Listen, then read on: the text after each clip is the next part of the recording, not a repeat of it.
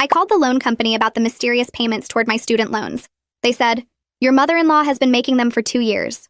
I stared at my phone while the representative repeated that Beverly, my husband's mother, had paid $36,000 toward my student loans without telling me, and I felt sick because Beverly hated me. "Are you sure? Beverly Whitman?" The representative confirmed and said she'd been paying $1,500 a month like clockwork since I married her son. I hung up and drove straight to my husband Paul, who was at lunch with his mother at the country club she belonged to. "We need to talk about my loans." Beverly smiled that cold smile she always gave me. "Finally noticed, did you? I was wondering how long it would take someone of your education level to check their own finances." Paul looked confused. "What's going on?" I showed him my loan statement. "Your mother has been paying them, secretly, for 2 years. Paul turned to his mother excited. "Mom, that's amazing. Thank you for helping us." But Beverly wasn't looking at him, she was staring at me. "I wasn't helping you, dear.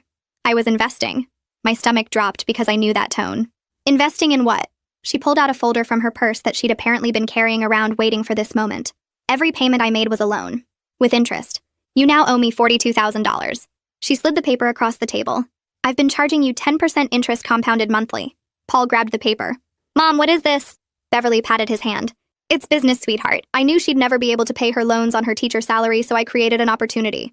She owes me now instead of the government, and I have much better collection methods." I looked at the contract, except I'd never signed anything. "I never agreed to this. You can't just transfer my debt to yourself without my consent." She laughed, and it was cruel. "Actually, I can. See, I've been making payments in your name using information Paul gave me when you got married. Account numbers, social security, everything I needed." Paul went pale. "I gave you that so you could send a wedding gift to our account." Beverly ignored him. "Those payments created a pattern of acceptance. My lawyer says it's implied consent. You benefited from my payments for 2 years without objecting, so now you owe me." She pulled out more papers. "And unlike federal loans, mine aren't income-based. You owe the full amount in 90 days or I'll put a lien on your assets." We didn't have assets. We rented an apartment and drove used cars. We don't have $42,000. Beverly's smile got bigger. "I know, which is why I've prepared an alternative payment plan." She pulled out another document. "You sign over your teaching license to me and I'll forgive the debt." I stared at her. "My teaching license? Why would you want that?" She leaned back in her chair. "I don't want it. I want you to not have it. Without your ability to teach, you'll have to leave the state to find work. Paul will realize long distance doesn't work, and we can finally find him someone appropriate." Paul stood up, knocking his water over. "You're trying to destroy my marriage?" Beverly didn't even blink. "I'm trying to save you from it. She's beneath us. A public school teacher from a nobody family. You could have married the Hamilton girl. Her father owns 3 factories." She turned to me. "You have 72 hours to decide. Give up your career or pay me in full." That night, Paul and I went through everything she'd sent. The payments, the interest calculations, the implied consent argument. It was insane, but she'd hired expensive lawyers to make it look legitimate. She's been planning this for 2 years. Every payment was a trap. Paul was furious. "I'm calling her right now." But I stopped him because I'd found something. "Wait, look at this." She made the payments from her trust account. Paul didn't understand why that mattered. "So?" I smiled for the first time all day. "Your grandmother set up that trust. Remember what the terms were?" Paul's eyes went wide. "The trust can only be used for direct family members' education and medical expenses." I nodded. "And I'm direct family. I'm your wife. She's been using the trust correctly. But here's the thing. Trust payments are gifts, not loans. She can't convert a gift to a loan after the fact." We called Paul's grandmother's estate lawyer, who confirmed it. "Beverly has been misusing trust documentation. Those payments were legally gifts under the trust terms. She has no right to repayment." He said something else that made us both smile. Beverly had been filing false papers with the trust administrator the whole time. The lawyer's words hit me like a truck, because this wasn't just some mean trick anymore. Paul grabbed my hand under the table and squeezed it hard. We looked at each other, and I could see he understood what this meant too. His mother had committed actual fraud against his dead grandmother's trust fund. Not just manipulation or being mean, but real crimes that could send her to jail. The lawyer kept talking about documentation and legal terms, but all I could hear was the word fraud repeating in my head like a drum. Paul's face went white and then red, and I thought he might throw up right there in the office. We thanked the lawyer and walked to our car without saying anything, because what do you even say when you find out your mother is a criminal? We got home around 8 that night and spread every single paper Beverly had given us across our kitchen table. Paul made coffee even though neither of us would sleep anyway. I started reading through her fake loan agreement again, looking for anything we missed. That's when I saw it buried in the small print at the bottom of page 3. The account numbers she listed for my student loans were wrong. Not just a little wrong like a typo, but completely different numbers that didn't match any of my actual loan accounts. I showed Paul, and he pulled up my real loan statements on his laptop to compare them. The numbers weren't even close. Beverly had created this whole loan agreement after the fact using fake account information. She'd probably typed it up the week before she ambushed us at the country club. Paul stared at the papers and said some words I'd never heard him use before. We stayed up until 4 in the morning going through everything line by line, finding more problems with her story. Paul called the trust administrator first thing when their office opened at 9. I sat next to him on the couch listening to his side of the conversation. He asked for copies of every payment authorization Beverly had ever submitted for my loans. The administrator sounded confused about why Paul wanted this and asked if there was a problem. Paul kept his voice steady and just said he needed to review the documentation for personal reasons. The administrator went quiet for a minute and I could hear papers shuffling through the phone. Finally, she said she'd send everything within 48 hours and asked Paul to confirm our mailing address. He thanked her and hung up, and we both just sat there knowing the next 2 days would be the longest of our lives. I had to go to work that Tuesday, even though my brain was completely somewhere else. My third graders were doing math worksheets, and I kept staring at the clock wondering what Beverly was doing right then. Did she know we were building a case against her? Or did she think we'd just give up and let her win? Lunch duty came, and I stood in the cafeteria watching kids trade snacks while my stomach twisted itself into knots. Ophelia walked over holding her sandwich and asked if I was okay because apparently I looked terrible. I pulled her into the hallway and told her the basic story about Beverly's fake loan and the trust fraud. Ophelia's mouth fell open and she said it sounded like something from a bad Lifetime movie where the villain is some rich lady who hates her daughter-in-law. She hugged me right there in the hallway and said Beverly was going to regret messing with me. That made me feel a little better, even though I knew the fight was just starting. Paul met with his dad Khalid that afternoon at a coffee shop downtown.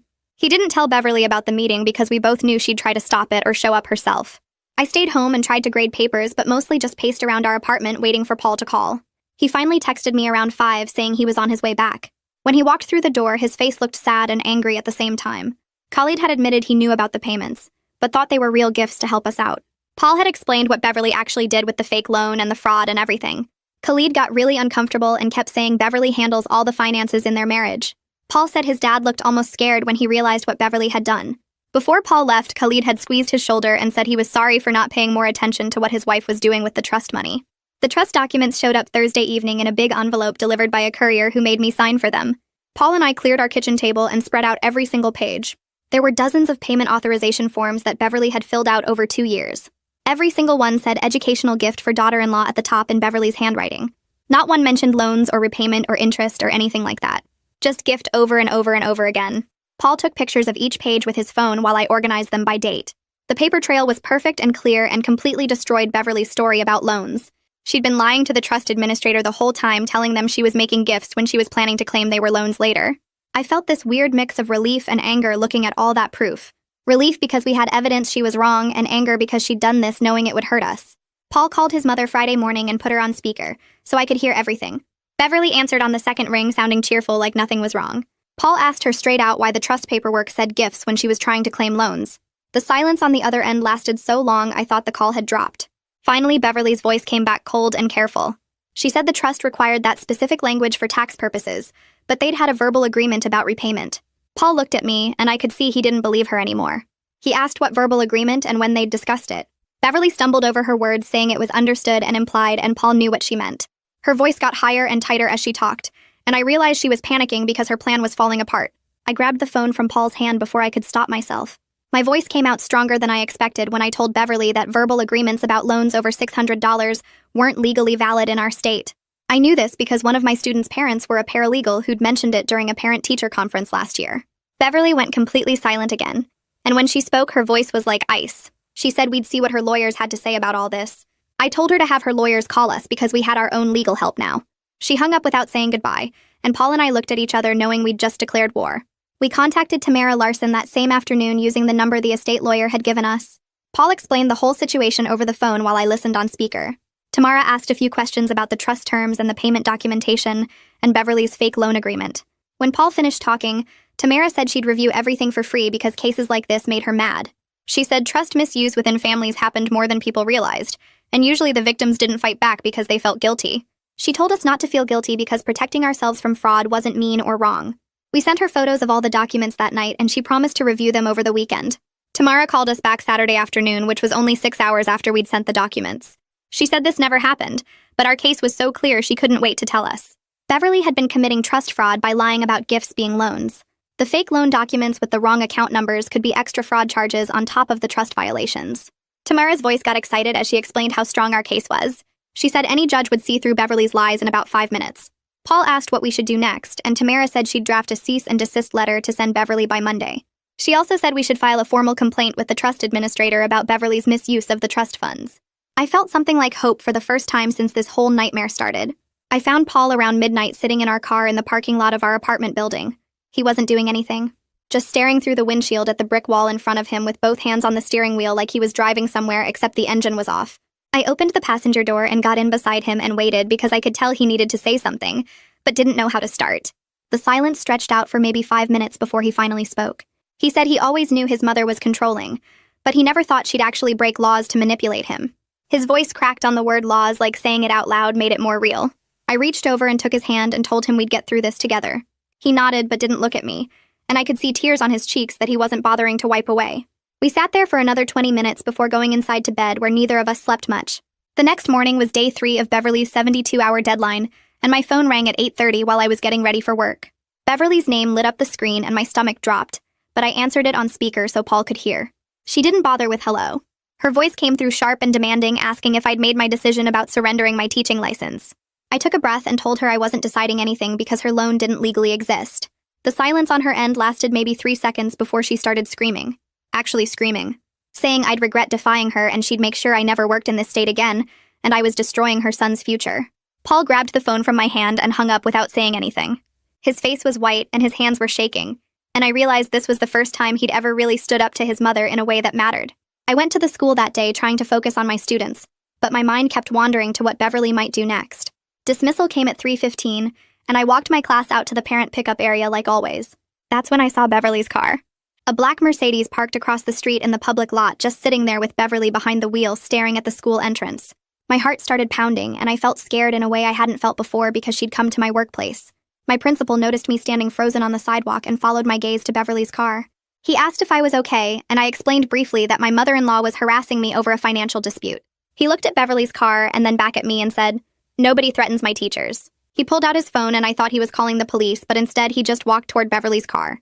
She saw him coming and drove away before he got close. He came back and told me to let him know if she showed up again and he'd have security handle it. That evening around 6, Paul's phone buzzed with an email notification. It was from Tamara with the subject line cease and desist letter attached. We opened it together on his laptop and read through the formal legal language. The letter stated that Beverly's loan claim was fraudulent, that the payments had been gifts under trust terms, that she had no legal right to repayment, that she must stop all contact regarding the fake debt immediately or face legal action. The letter was 3 pages long and referenced specific trust law statutes and case precedents. Tamara had sent it to us for approval before serving it to Beverly. Paul looked at me and asked if we were really doing this. I told him we didn't have a choice because his mother had declared war first. He printed 2 copies, one to keep and one to deliver. We drove to his parents' house with Paul holding the letter in his lap and me driving because his hands were still shaking. Paul got out of the car in his parents' driveway, and I stayed behind the wheel with the engine running. I watched him walk up to the front door and ring the bell. Khalid answered after maybe 30 seconds. Paul handed him the letter without saying anything, and Khalid started reading it right there in the doorway. I could see his face change as he read. His eyebrows went up and his mouth got tight, and he looked at Paul with something that might have been shame. I couldn't hear what he said, but I saw his lips move and Paul nodded. Then Beverly appeared behind Khalid, pushing past him to see what was happening. She grabbed the letter from Khalid's hands and started reading. Her face went red and then white and then red again. Beverly looked up from the letter and laughed. Actually laughed like Paul had just told her a joke. She said something I couldn't hear from the car, but I saw her gesture with the papers. Paul said something back and his voice was quiet, but I could tell from his posture he wasn't backing down. Beverly kept talking and laughing and waving the letter around. Then Paul said something else and Beverly's laugh stopped. Her face went completely still. Paul turned and walked back to the car and got in and told me to drive. I pulled out of the driveway and asked what he'd said to make her stop laughing. He told me he'd said that trust fraud is a criminal matter, not civil, so her lawyers can't make it disappear. I reached over and squeezed his hand. We filed the formal complaint with the trust administrator the next morning at 9 when their office opened. Paul called from our apartment and put it on speaker. The administrator answered, sounding professional and slightly bored until Paul explained why he was calling. Then her voice changed. She asked Paul to repeat what he'd just said about Beverly misrepresenting gifts as loans. Paul went through the whole story again while I emailed her scanned copies of all the documents. The trust payment authorizations that said gift, Beverly's fake loan agreements, the interest calculations, everything. The administrator went quiet for a long time after Paul finished talking. When she spoke again, she sounded genuinely shocked. She said this would trigger an immediate investigation of all Beverly's trust access. She said they took misuse of trust funds very seriously. She said someone would contact us within 48 hours with next steps. Beverly started calling Paul's phone that afternoon. The first call came at 1:30, then 2:15, then 3:05. Paul didn't answer any of them. He just sat on our couch watching his phone light up over and over with his mother's name. By 5:30, she'd called 17 times. Then the voicemail notification came through. Paul played it on speaker. Beverly's voice came through the phone sounding different from I'd ever heard it. High and tight and almost hysterical. She said we were destroying the family, that we were ungrateful and cruel, that Paul's grandmother would be ashamed of him for attacking his own mother, that we'd regret this for the rest of our lives. The message went on for almost 2 minutes before cutting off. Paul deleted it without saying anything. Paul's younger sister called that evening around 7. Paul answered and put her on speaker. She asked what was going on because Beverly was having a breakdown and claiming we were stealing from the family. Paul explained the actual situation. The trust fraud, the fake loans, the attempt to force me to give up my teaching license. His sister went completely quiet on the other end. The silence stretched out so long I thought the call had dropped. Then she said that's really messed up. She said she was sorry. She said she'd always known their mother was controlling, but she didn't realize it went this far. Paul thanked her, and they hung up. He looked at me, and I could see relief in his eyes because at least one person in his family believed us. The trust administrator called back 2 days later asking for an in-person meeting to discuss the investigation findings. We met at the estate lawyer's office because he'd offered to sit in as our representative. The administrator arrived carrying a thick folder and looking genuinely angry. She sat down across from us and opened the folder and started laying out papers on the conference table. She said Beverly had been misusing trust funds for years in small ways, but our case was the most blatant example they'd found. She said Beverly had been filing false documentation claiming educational gifts were loans to multiple family members. She said the trust board was recommending Beverly be removed as an authorized trustee. She said they were also considering referring the matter to law enforcement for possible criminal charges. Paul's face went pale when she said criminal charges. I squeezed his hand under the table and asked what happened next. The administrator said that was partly up to us. She said Beverly had been filing false documentation with the trust administrator, claiming these educational gifts were loans to multiple family members. We sat there staring at the papers spread across the conference table, while the administrator explained that Beverly had been running this scheme for years with smaller amounts. She said Paul's cousin received trust money for graduate school, and Beverly later tried to collect it back with interest. She said Paul's nephew got trust funds for a medical procedure, and Beverly sent him a bill 6 months later. The administrator's hands shook slightly as she flipped through the evidence, and I realized she was genuinely angry about this. She said the trust board held an emergency meeting that morning, and voted to recommend Beverly be removed as an authorized trustee effective immediately. Paul's face went completely white when she said that because his mother had controlled trust distributions for almost 15 years. The administrator pulled out another document and slid it across to us. She said the board was also considering whether to refer the matter to law enforcement for possible criminal charges related to trust fraud and document falsification. I felt Paul's hand grip mine under the table so hard it hurt. The administrator looked at us and said that decision was partly up to us, since we were the victims who brought this to light. She said if we wanted to pursue criminal charges, the trust would support us fully with documentation and testimony. She said if we preferred to handle it as a private family matter, they would respect that choice. But Beverly would still lose all trust authority. Paul couldn't seem to form words, so I asked what the timeline looked like for making that decision. The administrator said we had 2 weeks to think about it and discuss with Tamara before the board needed to finalize their recommendation to authorities. We drove home in complete silence because Paul was processing the reality that his mother had committed actual crimes against multiple family members. I kept glancing over at him while I drove, and his jaw was clenched, so tight I could see the muscle twitching. We got back to our apartment, and Paul went straight to the bedroom without saying anything. I gave him space for about an hour before I knocked on the door. He was sitting on the edge of our bed staring at his phone, which showed 17 missed calls from Beverly. I sat down next to him and waited because I knew he needed to talk, but didn't know how to start. Finally, he said his whole childhood made more sense now because his mother had always used money to control everyone, and he just thought that was normal. He said he remembered his cousin crying at Thanksgiving one year about owing Beverly money, and everyone told the cousin to just pay it back and stop complaining. He said he thought his cousin was being dramatic, but now he realized Beverly had trapped him the same way she tried to trap me. I asked Paul what he wanted to do about the criminal charges, and he looked at me like I'd asked him to cut off his own arm. He said he didn't know if he could actually send his mother to jail, even though she'd tried to destroy my career and our marriage. I understood that conflict, but I also pointed out something he needed to hear. I said Beverly was willing to force me to give up my teaching license and leave the state just to control his life. I said she spent 2 years planning a scheme to separate us, and didn't care if it ruined me completely. I said she was still calling him right now, probably to manipulate him into protecting her from consequences. Paul looked at his phone again and then turned it off completely. He said we should wait and see what Beverly does next before deciding about criminal charges. He said if she took responsibility and actually apologized, maybe they could work through this as a family. He said if she kept attacking us and refusing to admit wrongdoing, then he'd consider prosecution. I agreed that waiting made sense because Beverly's next move would tell us everything we needed to know about whether she was capable of change. The next morning, Tamara called saying Beverly's lawyer had contacted her trying to negotiate. I put her on speaker so Paul could hear, and Tamara sounded amused when she explained the offer. Beverly's lawyer said his client was willing to graciously forgive the debt in exchange for us dropping the trust complaint. Tamara actually laughed out loud at that and said she told him there was no debt to forgive since the payments were legally gifts. She said she also informed him the trust investigation was completely out of our hands now, since the board had already voted to remove Beverly's authority. She said Beverly's lawyer got quiet for a long time before asking what it would take to make this go away. Tamara told him nothing because Beverly created this situation through fraud, and now she had to face the natural consequences. She said the lawyer tried to imply we were being vindictive, and she shut that down immediately by reading him the list of family members Beverly had scammed over the years. Paul asked if the lawyer said anything about Beverly's state of mind, and Tamara said he mentioned she was very upset and felt betrayed by family. I almost laughed at that because Beverly felt betrayed when she was the one who'd been running fraud schemes for over a decade. Tamara said she'd keep us updated if the lawyer contacted her again, but she doubted Beverly would try negotiating once she realized we had no control over the trust board's decisions. 2 days later, Paul's sister called him sounding uncomfortable.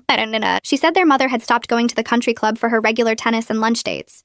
She said some of Beverly's friends had been asking questions about family drama, and Beverly was humiliated that people were talking. Paul asked what kind of questions, and his sister said something about trust fund problems and legal issues with a daughter-in-law. Paul's face hardened because that meant Beverly's social circle knew at least some version of what happened. His sister said Beverly was blaming us for spreading lies and destroying her reputation. She said their mother claimed we made up the whole thing because I was jealous of her wealth and wanted to turn Paul against his family.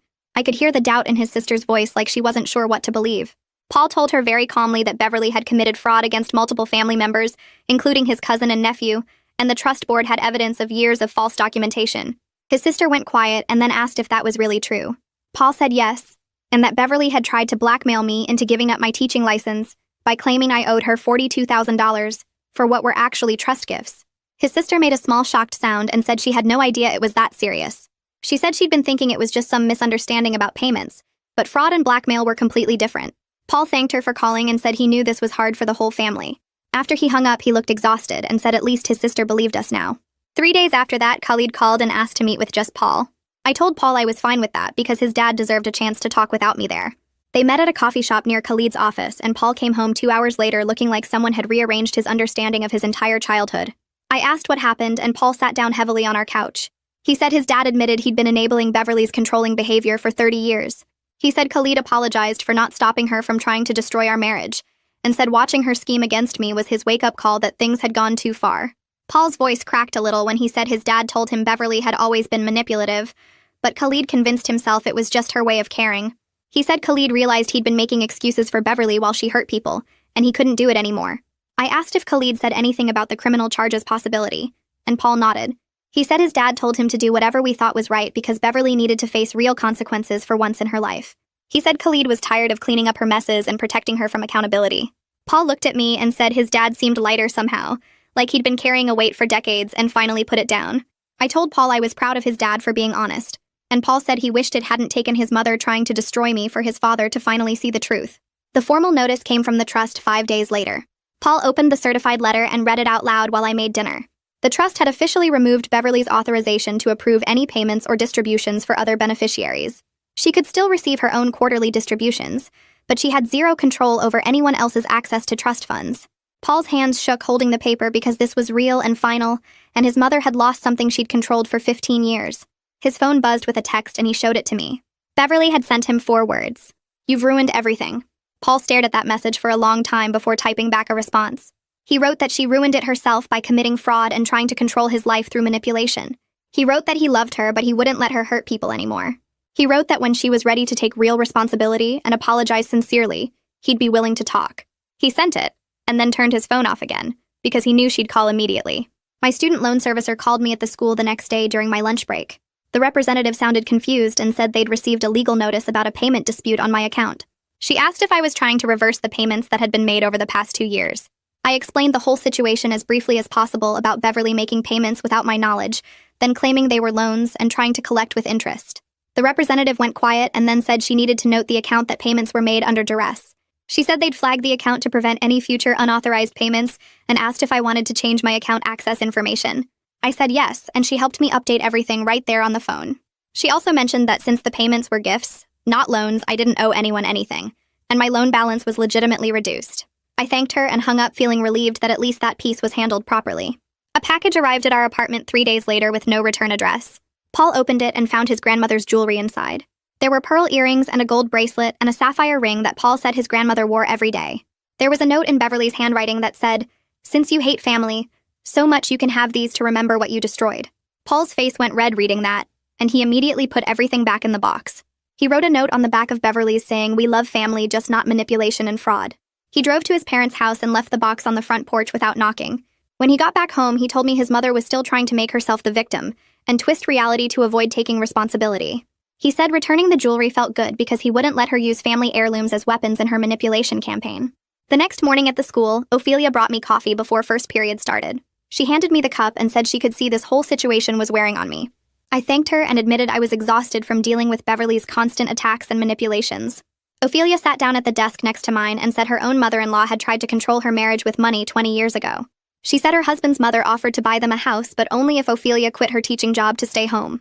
She said when they refused the offer, the mother-in-law made their lives miserable for 2 years. I asked how they got through it, and Ophelia smiled. She said they set firm boundaries and stuck to them no matter how much pressure they got. She said it was hard and painful, and some family relationships never recovered. She said, but setting those boundaries early saved them from decades of misery and control. She squeezed my hand and told me what Paul and I were doing was brave and necessary. She said Beverly would either learn to respect boundaries, or she'd lose her relationship with her son. But either way, we'd be free. I felt tears in my eyes because I really needed to hear that from someone who'd been through something similar.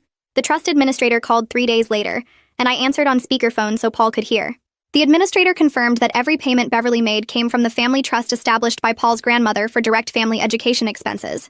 Those payments were legally classified as gifts under trust law and could not be converted to loans after the fact. Beverly had no legal claim to repayment of any kind. The administrator said formal documentation would arrive by certified mail within 48 hours confirming this status. I hung up and sat on our couch staring at nothing because my brain needed time to process that the nightmare was actually ending. Paul pulled me against his chest and I felt his heartbeat through his shirt. The certified letter arrived on a Thursday afternoon and I opened it standing in our apartment hallway. The official trust letterhead declared that all $36,000 in payments were irrevocable gifts with no repayment obligation. I read it 3 times to make sure I understood correctly. Then I cried standing there holding the letter because 2 years of Beverly's manipulation and the last week of terror were finally over. Paul found me there and read the letter himself.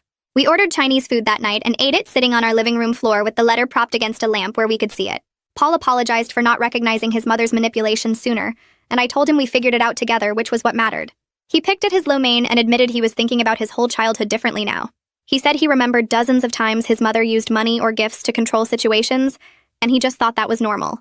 I squeezed his hand because there was nothing I could say to fix 30 years of learned behavior. Sunday dinner happened at Khalid's insistence, and Beverly showed up acting like nothing had happened. She kissed Paul's cheek and asked about his week at work in this bright, cheerful voice. Paul waited until we were all sitting at the table before he spoke. He told his mother calmly that we would have a relationship only if she respected boundaries and stopped trying to control our lives. Beverly's fork clattered against her plate. She stared at Paul and said I had turned her son against her and she would never forgive me for it. Paul stood up and his chair scraped loud against the floor. He told his mother she did this herself by trying to blackmail his wife. We left before Beverly could respond, and I heard Khalid calling after us, but we kept walking to our car. Khalid called the next morning while I was getting ready for work. Paul answered, and I watched his face change as he listened. His father was moving into the guest house and separating from Beverly temporarily because he could not watch her destroy relationships anymore. Paul sat down on our bed looking shocked. He told me his dad sounded more at peace than Paul had heard in years. The school year continued, and I threw myself into teaching because my classroom felt like the one place where things made sense. My students were reading Charlotte's Web, and their enthusiasm about Wilbur and Charlotte's friendship was exactly what I needed. My principal stopped by during my planning period to observe how I organized my lesson materials. He mentioned that he admired how I handled a difficult personal situation without letting it affect my work. I thanked him and felt proud because my job was the one thing Beverly could never touch. Paul came home from his first therapy session looking exhausted. He dropped his keys in the bowl by our door and collapsed on the couch. He said it felt good to finally talk about his mother's manipulation patterns with someone objective. The therapist had helped him see how Beverly used money and guilt to control him since childhood. Paul's sister called a week later with news from the country club. Beverly's friends apparently knew the full story now because people were asking pointed questions about why Beverly tried to destroy her daughter-in-law's career. Paul's sister said their mother was facing real social consequences for the first time. Beverly was furious but had no one to blame but herself. A letter arrived from Beverly's lawyer on expensive letterhead. The letter stated that Beverly was dropping all claims against us and requested we not pursue criminal charges. I called Tamara immediately, and she said this was as close to an admission of wrongdoing as we would get. We agreed to move forward without prosecution because dragging Beverly through criminal court would hurt Paul more than her. The trust administrator sent final documentation 2 weeks later. The letter confirmed the case was closed and Beverly had no authority over other beneficiaries' distributions. All previous payments to my loans were confirmed as irrevocable gifts that could never be challenged. I bought a frame at the store and hung this letter in our apartment hallway where I would see it every day. Paul started meeting Khalid for lunch every Thursday at a diner halfway between their offices. The first few times felt awkward because they'd never really talked without Beverly controlling the conversation. Khalid ordered the same turkey club every week and slowly started admitting things he'd never said before. He told Paul that he knew Beverly manipulated people, but he'd convinced himself it was just her being protective. He said watching her try to destroy my career made him realize he'd been making excuses for 30 years. Paul came home from these lunches looking lighter somehow, like he was getting to know his father for the first time. Khalid laughed more now and made jokes about his terrible golf game instead of just nodding along to whatever Beverly said. Paul told me his dad seemed genuinely happy in the guest house, cooking his own meals and watching whatever shows he wanted. A thick envelope arrived at our apartment with Beverly's lawyer's return address. Inside was a formal letter on expensive paper that clearly had Tamara's legal language all over it. Beverly acknowledged that all payments to my student loans were gifts from the trust, and she had no legal right to claim repayment or interest. The letter said she regretted any misunderstanding about the nature of the payments. Paul read it 3 times looking for any hint of real apology, but the whole thing felt hollow and forced. He folded it carefully and put it in our filing cabinet anyway, saying at least her lawyer made her put it in writing. I could tell he wanted his mother to actually be sorry, not just legally covering herself, but this was probably the closest we'd ever get. Paul's sister called in early November asking if we'd come to her house for Thanksgiving instead of dealing with Beverly at the country club. She said she was hosting a small dinner and wanted it to be drama-free for once. We said yes immediately because the idea of sitting through Beverly's cold politeness sounded exhausting. Khalid accepted too when Paul's sister invited him, which meant Beverly would be spending Thanksgiving alone. Paul's sister mentioned that their mother refused to come if I was there and wouldn't apologize for what she'd done. Beverly apparently told people she was choosing to have a quiet holiday by herself, but everyone knew the truth. Paul felt sad about his mother being alone, but he wasn't willing to sacrifice our peace to fix her choices. I checked my student loan balance online one night while Paul was watching a game. The number had dropped to $18,000 thanks to all those payments Beverly made. The original amount had been $54,000 when we got married, which meant I'd actually pay these off in a few years instead of decades. Paul came over to look at the screen and we both started laughing at the complete mess of it all. Beverly's manipulation scheme to control our lives had accidentally given us real financial help we desperately needed. The irony wasn't lost on either of us that her worst impulses ended up benefiting the person she was trying to hurt. I could actually see a future without this debt hanging over me, and that felt better than any apology Beverly could write. Paul's boss called him into the office on a random Tuesday in December. I was grading papers when Paul texted that he got promoted to senior analyst with a significant raise. He came home that evening grinning and we opened a cheap bottle of wine to celebrate. The promotion meant we could finally start saving real money for a house down payment, something that felt impossible 6 months ago. We sat at our kitchen table with a calculator figuring out how much we could save each month. We were still careful with money and definitely not living fancy, but the constant anxiety about my loans had lifted. Paul said it felt good to plan for our future instead of just surviving paycheck to paycheck. Beverly started sending Paul text messages in January about neutral family stuff. She'd mentioned that his aunt was visiting or that the country club was renovating the dining room. Paul responded with short, polite answers but kept firm boundaries about not discussing anything personal. She never asked about me or our life together, and Paul never volunteered information. The texts came every week or two, and Paul treated them like weather reports from someone he used to know. He told me he was okay with having a distant relationship with his mother if that's what she could handle.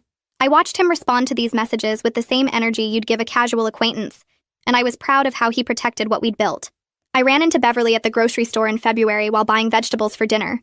She was coming out of the organic section with her cart and looked directly at me for half a second, before her eyes slid past like I was invisible. She kept walking toward the checkout without any acknowledgement that she'd seen me. I stood there holding a bag of carrots, feeling absolutely nothing about her, pretending I didn't exist. Paul had made peace with having a mother who couldn't be part of our real life, and I didn't need her approval or acknowledgement anymore. I finished my shopping and drove home thinking about how much power I'd given her opinion of me before, and how little it mattered now. Khalid filed official separation papers in March after Beverly refused to go to marriage counseling. He told Paul over lunch that he'd spent 30 years walking on eggshells and adjusting his whole life around Beverly's moods. He said he was done trying to fix something that Beverly didn't think was broken. Paul supported his dad's decision even though watching his parents' marriage end made him sad. Khalid moved his stuff out of the guest house into a small condo near us, and he seemed genuinely excited about picking his own furniture. Paul helped him hang pictures and set up his TV, and they ordered pizza like it was any normal Saturday. His dad kept saying how quiet and peaceful his place was, and Paul knew that was exactly what Khalid needed. The spring semester started in late January, and I stood in front of a new classroom full of students who had no idea what happened last year. They didn't know about Beverly or the loans or any of the drama that consumed my life. There was something really refreshing about that clean slate and just focusing on teaching reading and math. My students were excited about our science unit on butterflies and kept asking a million questions about caterpillars. I realized this was what actually mattered in my life, not Beverly's approval or her country club friends' opinions.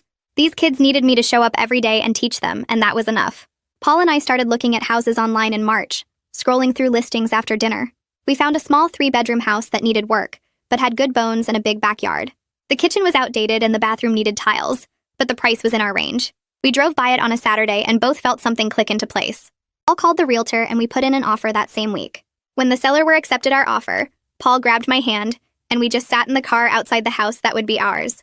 It felt like proof that we'd built our life on our own terms, without Beverly's money or control, and that made it mean everything. Beverly found out about the house before Paul even told her because his sister mentioned it during one of their awkward phone calls.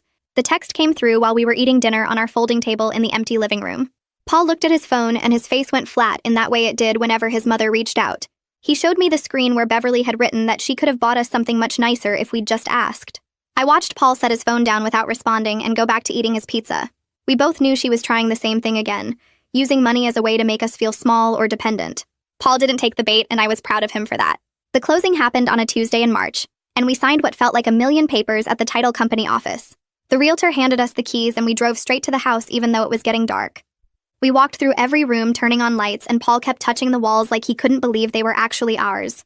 That weekend we bought paint and rollers and spent Saturday covering the ugly beige walls in the living room with a soft gray color I'd picked out. Khalid showed up Sunday morning with his toolbox and helped us install new light fixtures in the kitchen and hallway. He worked quietly and efficiently, and seemed genuinely happy to be doing something useful for us. There was something different about having family support that didn't come with conditions attached or secret plans to control us later.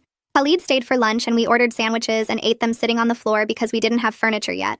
He told us about his new condo and showed us pictures of the balcony where he was planning to set up a grill. Paul seemed more relaxed around his dad than I'd seen him in months. My principal scheduled a formal classroom observation in April as part of the annual review process.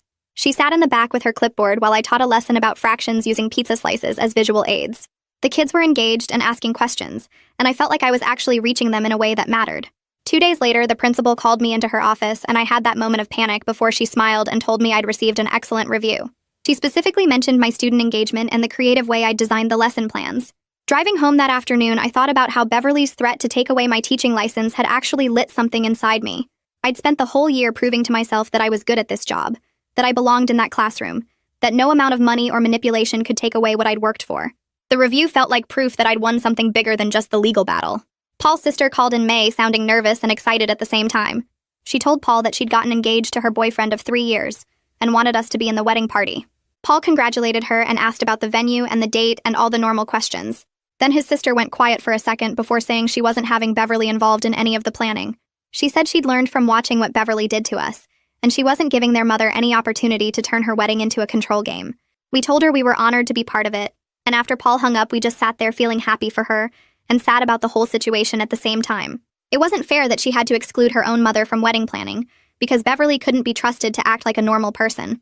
The trust sent out annual statements in June showing everyone's distributions and account activity. Paul opened his and went still while he read through the numbers.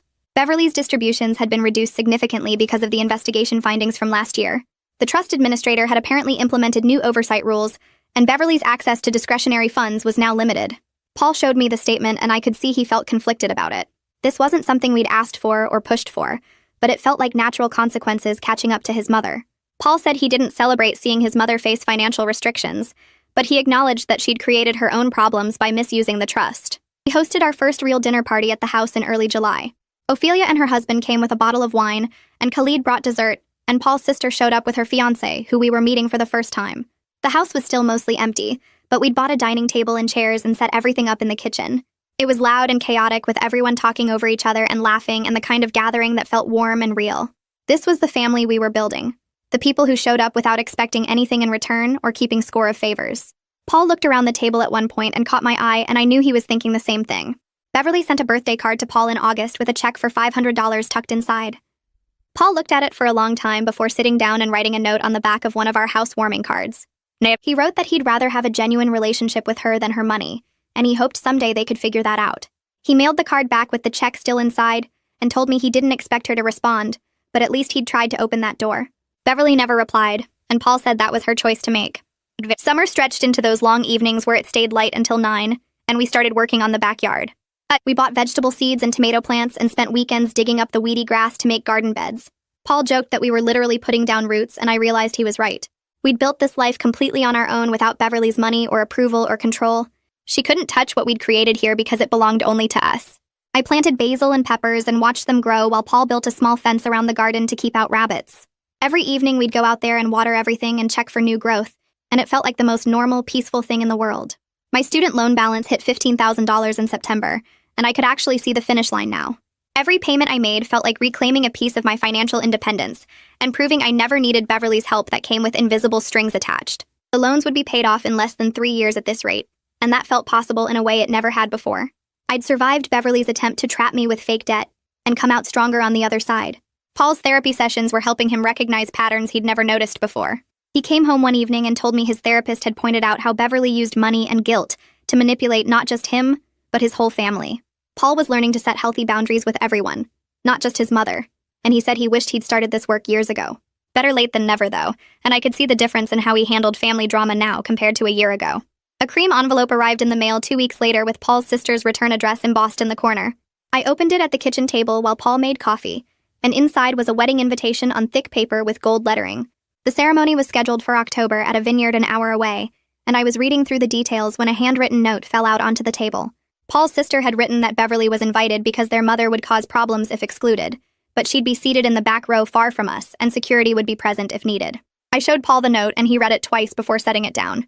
We looked at each other across the table, and I knew we were thinking the same thing about whether we wanted to deal with Beverly at a family event. Paul said his sister shouldn't have to exclude her own mother because Beverly couldn't behave like an adult, and I agreed because we weren't going to let Beverly's manipulation control our relationships with other family members anymore. I filled out the RSVP card right there, marking 2 guests for the ceremony and reception, and Paul walked it out to the mailbox before we could second-guess the decision. Khalid called Paul the next morning while we were getting ready for work and asked if we could meet for lunch because he had news to share. We met him at a restaurant near his office, and he looked different somehow, lighter in the shoulders and less tense around his eyes. He told us the separation from Beverly was becoming permanent, and he'd signed a lease on a condo 3 blocks from our house starting next month. Paul sat back in his chair processing this information, while Khalid explained he was rediscovering who he was outside of Beverly's shadow after 30 years of walking on eggshells. He said he'd forgotten what it felt like to make decisions without calculating how Beverly would react or what demands she'd make in response. Paul reached across the table and squeezed his dad's hand without saying anything, and Khalid smiled in a way I'd never seen before. Over the next few weeks, Paul and his dad started having dinner together every Tuesday, and their relationship changed into something healthier and more honest than it had ever been. Paul came home from those dinners talking about real conversations they were having about life and mistakes and growth, and he said it felt like an unexpected gift that came from this whole mess with Beverly. The school year wound down in that chaotic way it always does, with field day and award ceremonies and students asking if I'd be their teacher again next year. My principal called me into his office during the last week, and I worried for a second that something was wrong until he asked if I'd be willing to mentor a new teacher starting in the fall. He said he was asking me specifically because I handled pressure well and maintained professionalism even when dealing with difficult personal situations. I accepted immediately because teaching was my calling, and Beverly's scheme to take away my license had only made me more committed to this career. The principal shook my hand and said the new teacher was lucky to have me as a mentor, and I left his office feeling proud of what I'd built, despite Beverly's attempts to destroy it. Paul and I sat on our back porch one evening in late June, watching the sunset paint orange and pink across the sky above our garden. The tomato plants had grown tall and were starting to flower, and the basil was thick enough that we'd been cutting it for cooking. Paul was quiet for a while, just holding my hand and watching the light change, and then he said we actually did it and built our own life. I squeezed his hand because he was right, and we'd stood up to manipulation and protected what mattered and came out stronger on the other side. The garden stretched out in front of us with everything we'd planted growing exactly how it was supposed to, and I realized this was what winning looked like. Not revenge or dramatic confrontations, but just sitting here together in a space we'd created that Beverly couldn't touch or control or take away from us.